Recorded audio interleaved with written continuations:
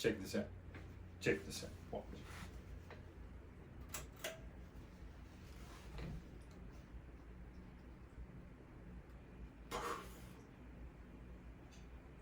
Huh? Huh?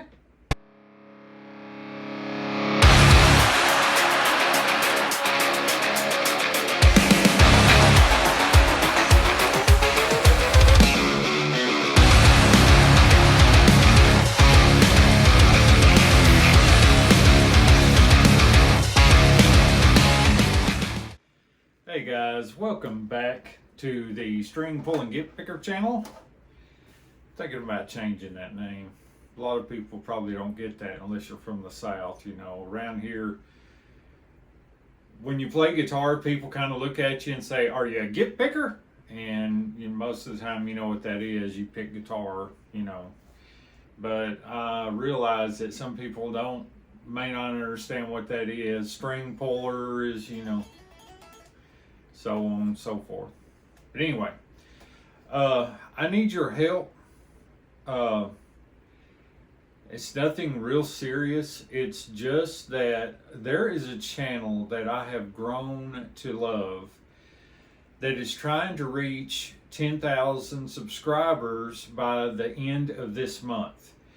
The channel is Six String Stanger. This guy Dave over there, right here is the name. I love this guy. He is just amazing. He's his sense of humor, how in depth he goes. He does a lot of budget reviews, which I kind of like. I like seeing stuff like that because, you know, if you can find a decent instrument at a very good price, then I'm all about that. And he does that through companies like Firefly, Leo James, which because of him, I have yet to get one, but I plan on getting a Leo James Monsoon. Probably the third gen, I think, or the second gen, whichever one had just come out. I watched a video on that, but I can't remember. However, this guy, he's been in it for a long time. He's been in it now for, I think he said 11 years that he's been at it, and it wasn't until just this past year, or maybe a little over a year, that his subscribers doubled. You know, and he's started setting goals for himself, and he does really good. I mean, this guy's hilarious, and he's trying to get to the 10K by the end of this month, by the end of this year, which is, as we know, just just under a month. He is at 9.12K right now. Now, I know I don't have but 12 or 13 subscribers. I know that you guys are slow. I'm new at this. I'm completely new, but I love talking music and gear, and you know, going through different instruments that I've owned and played and everything. But I know that even though my subscribers are low, my views have gotten into the hundreds on a few videos. And if I can get a few of you guys to just go over there and subscribe to his channel, it's not going to cost you anything. I can't think of a more deserving person. I'm very, very picky when it comes to the people that I watch on YouTube. I've watched YouTube for years and years and years. And I have always leaned toward the people that had under 50,000K or under 100,000K or something like this. But this guy, I cannot figure out why he's not hit 100,000 yet. He is just a genius when it comes to his videos and the stuff that he does. And I just really, I like his stuff a lot. So if you could, please help me. Just go over and hit the subscribe button. Whether, you know, you may not like his content, you may love it, I don't know, but just give it a shot. If you see this video, just help him out. go over there, hit the subscribe button, and get to the 10K by the end of the year. He does a giveaway for his 10K celebration when he makes it by the end of the year. He has been doing giveaways. I think he done one for 6,000, 7,000, and 8,000. I don't think he did one for 9. He was waiting for 10 to do a big one. So just go over and check him out. Anyway, we are doing a review today. I have brought out one of my old guitars. This one has been around for a little over a decade. This is my Ibanez RG3 EXFM1. I've had this guitar for a long time. It's got a cool backstory to it. I picked this up off of a guy that had got it for his son. His son had only played it 2 or 3 times and just put it in a closet, and sold it to me for, I think it was $250, and it was brand new. And of course, it ain't no more. I've kind of wore it out a little bit, but I went to pick this guitar up, and he met me at the door, and he was like, "Hey, I was just telling my wife that I think that I should give you your gas money for coming down here and just keep the guitar." And I said, "Now wait a minute, just let me look at it. If you're going to keep it, just let me look at it, because I might decide to buy one at a later time." And I come in and I looked at the guitar and everything, and I really, really loved the guitar. I loved how it felt in the hand. I've always been kind of an Ibanez fan. And we talked enough music and everything, and he's like, "You know what? It's just going to go in the closet. I hate to sell it for that, but I know it's going to go to somebody that will enjoy it." And I have. I put this guitar in my vehicle, and I took off like I was running from the police. I was afraid he would come outside and go flashing that money. "Here's your money back. I want my guitar back. Never mind." So I peeled out of there like I was running from the law. And I wound up with Red is my name for obvious reasons. I love this guitar. I mean, I do have had other Ibanezes, and I don't think that I've run into one Ibanez that I've actually had a problem with except for Sarge. And if you want to see that video, it is in my videos. I had a love-hate relationship with that guitar, but basically it wasn't the guitar itself. It was the tremolo, the hardware that they used on that guitar. They should have just put licensed Floyd Roses in there and made a good materials. That would have been an excellent guitar, but they went with the Edge 3. The Edge 3 was junk, and what they cost to buy an Edge Pro was just ridiculous. But this one is a hardtail, and we're going to do a little bit of review on it today. Have looked at the neck. Of course, I've had this guitar. It's set up just for me. The neck is just as flat as can be. Really low action. This is a maple neck with a rosewood fingerboard. It has the pearl shark tooth inlays. I can't even talk today. It has the Ibanez V7 and V8 pickups, which really surprised me. I kind of like these pickups. They're not active, they're passive, they just have the covers on them. The hardware is what I would call pewter color, but it's some kind of cast material. I'm not sure what, but you can see that the tuning keys are the same. It's a little blurry, it's not coming into focus. But anyway, really, really nice guitar. Has the 5-way switch on it, which splits the coil when you move up one here. Then middle position, of course, is both. And then, we all know that's play guitar how that goes. And has the You can't really see it much in the lighting. I guess if I had some more light in here, you could see it. But it has the flame maple top. And let me make an adjustment real quick. Okay, that's better. Let's see if it'll focus now. So you can't hardly see it in this light, but it's got the flame maple top. Shows up really good in good light. I have the light down in here because the camera kind of compensates a little for light, and when you got too much, it's way too much. The neck has a binding on it. I've had, like I said, this guitar over a decade. Case kept most of the time. I keep it on the stand in a climate controlled room. There is absolutely no fret sprout whatsoever. Of course, I keep the D'Addario 9s on this guitar. This one sees half step down standard tuning and drop D. That's about as low as this one goes. So yeah, let's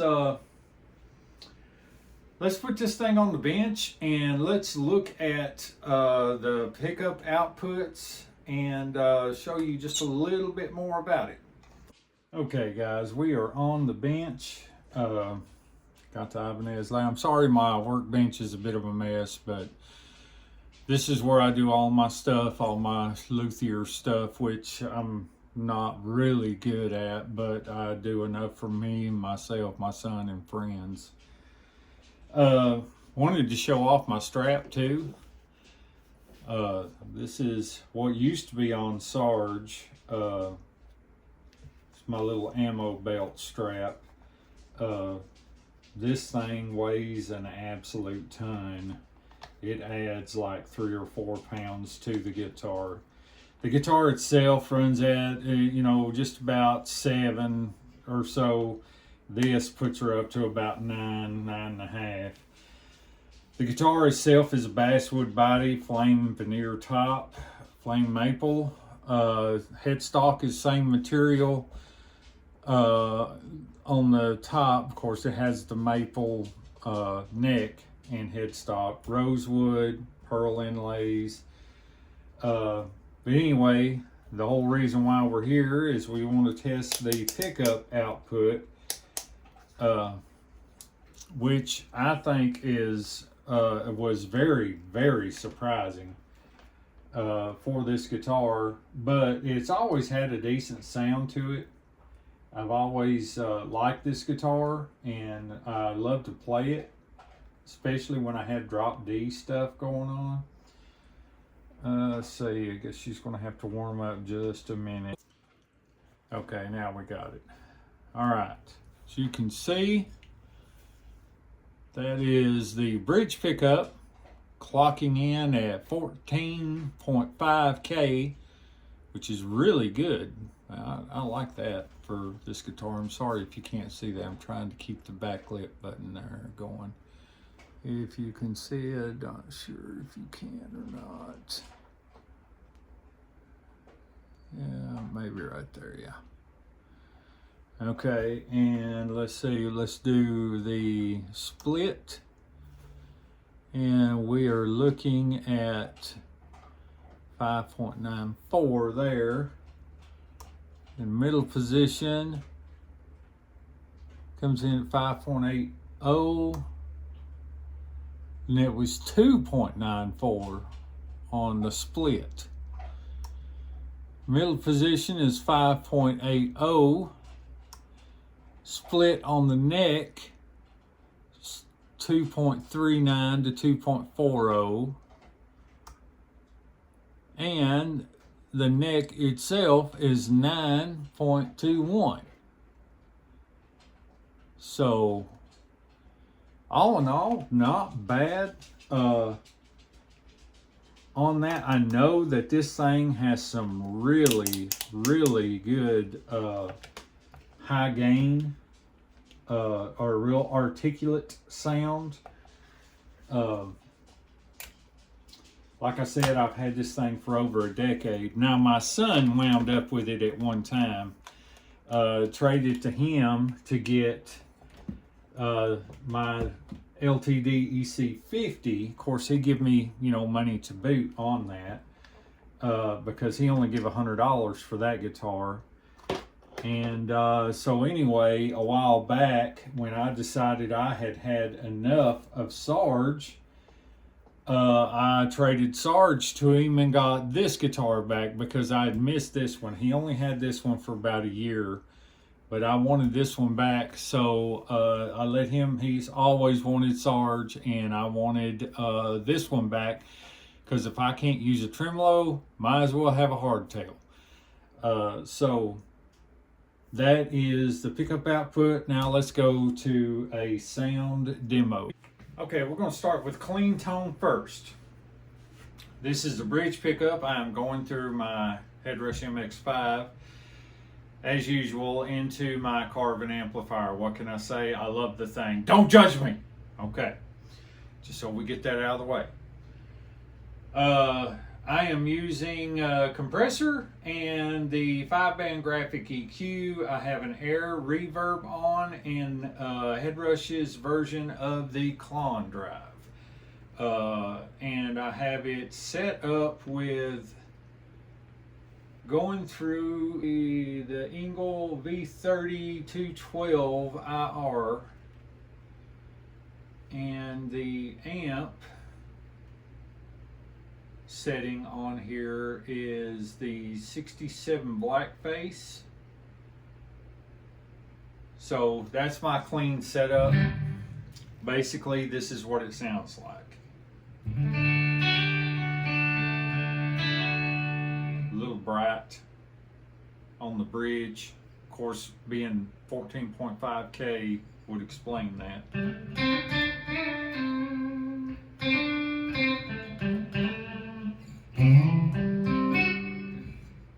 If I could pick today, that would help out a whole lot, wouldn't it?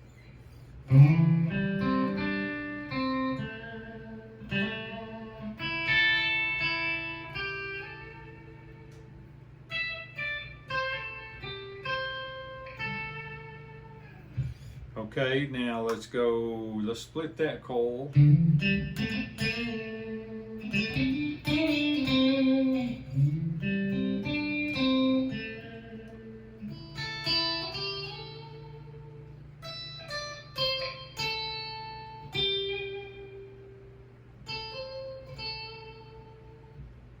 Okay, now let's go to the middle.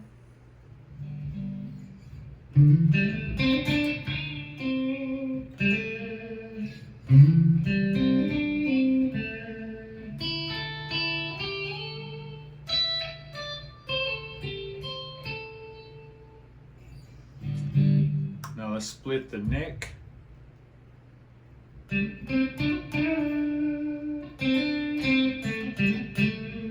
That's probably my favorite setting, especially playing clean tones. I kind of like that low end plus a little bit of spank, not a whole lot.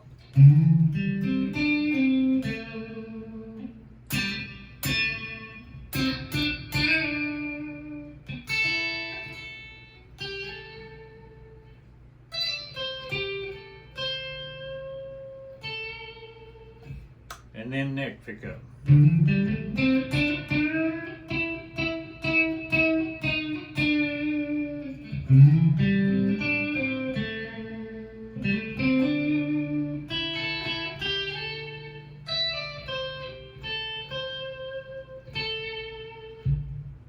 And there's your clean tone.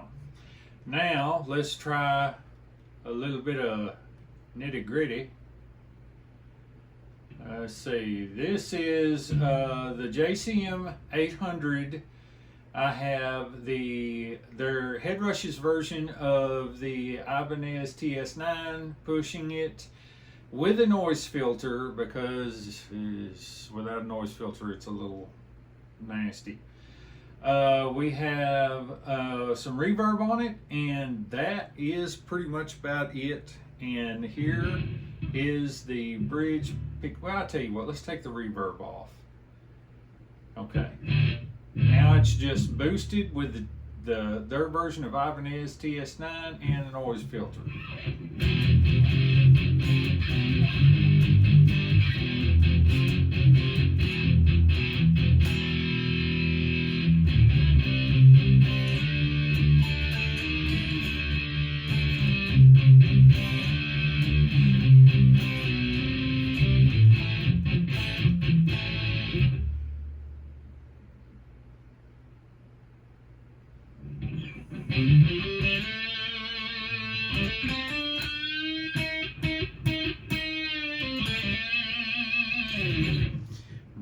switch. Now keep in mind, I am running off of the mic that's built into my phone because I'm cheap. I'm trying to make a run at this. So in the room it sounds a little different through the recording. Split that coil.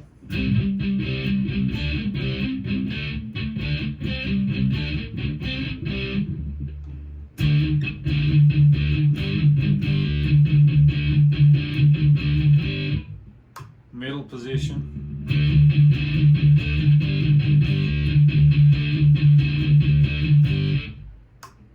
Split the neck.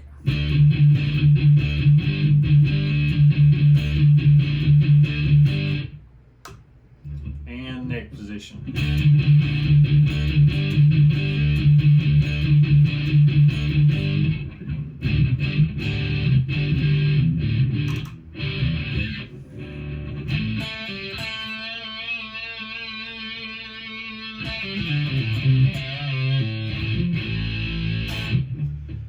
So yeah, that is the sound test.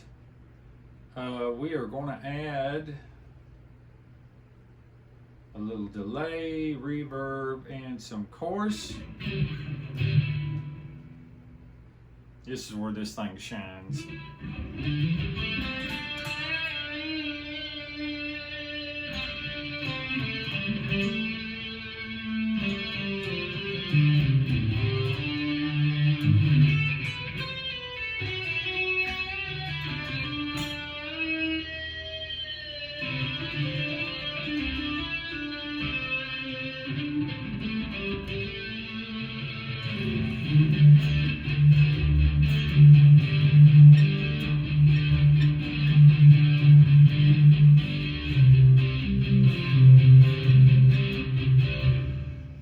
Okay, so that's got that out of the way.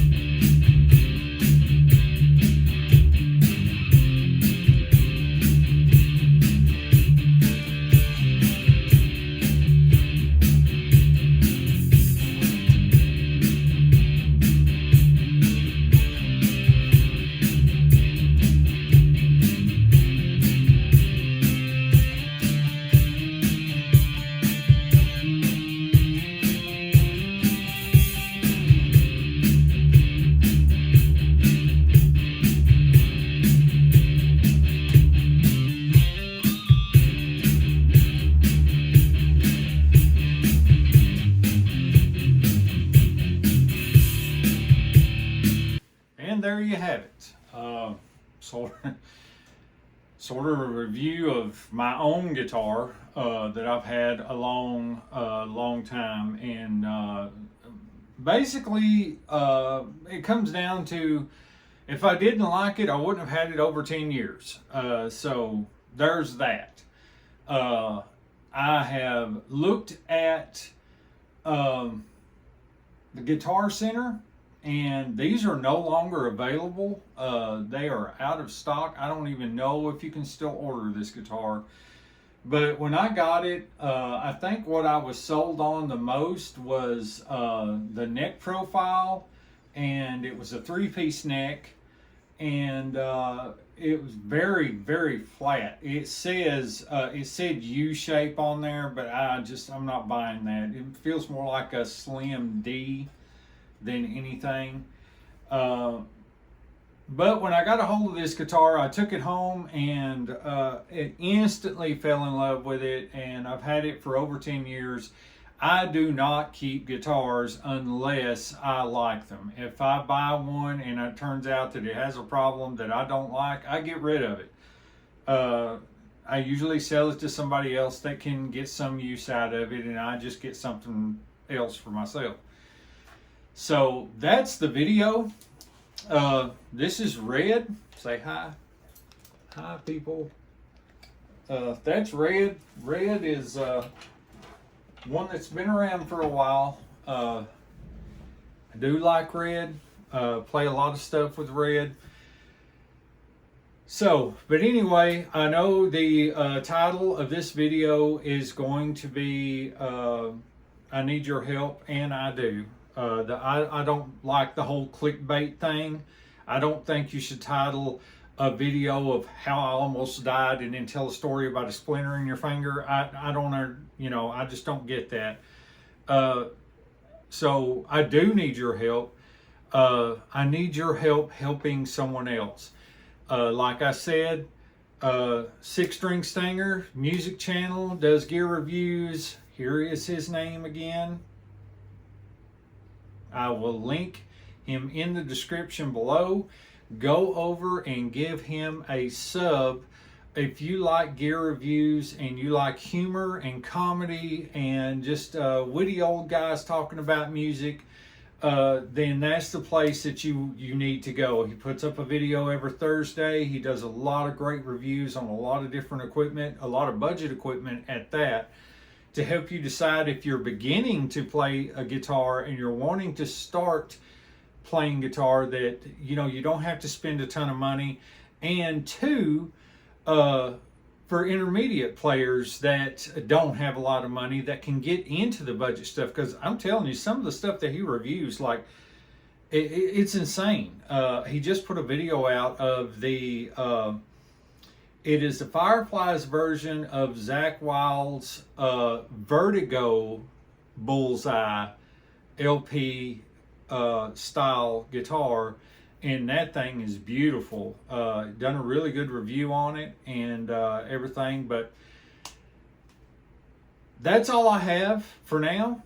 If you happen to go over and sub, leave him a comment, tell him one of his fans sent you there, and you don't necessarily have to tag me or nothing. I want no recognition. I just want to see this guy hit 10K and build his channel doing what he loves, because I've always said, if you do what you love for a living, then it's never work. And I've always looked at that. Even when I operated heavy equipment, it was what I loved to do. I didn't call it a job, because I just love to do that. Now playing music, here I am on YouTube, because YouTube is a platform that I can get out there and share my knowledge, get knowledge from you guys. So inspire yet be inspired. That's my whole logo behind everything. My whole motto, not logo.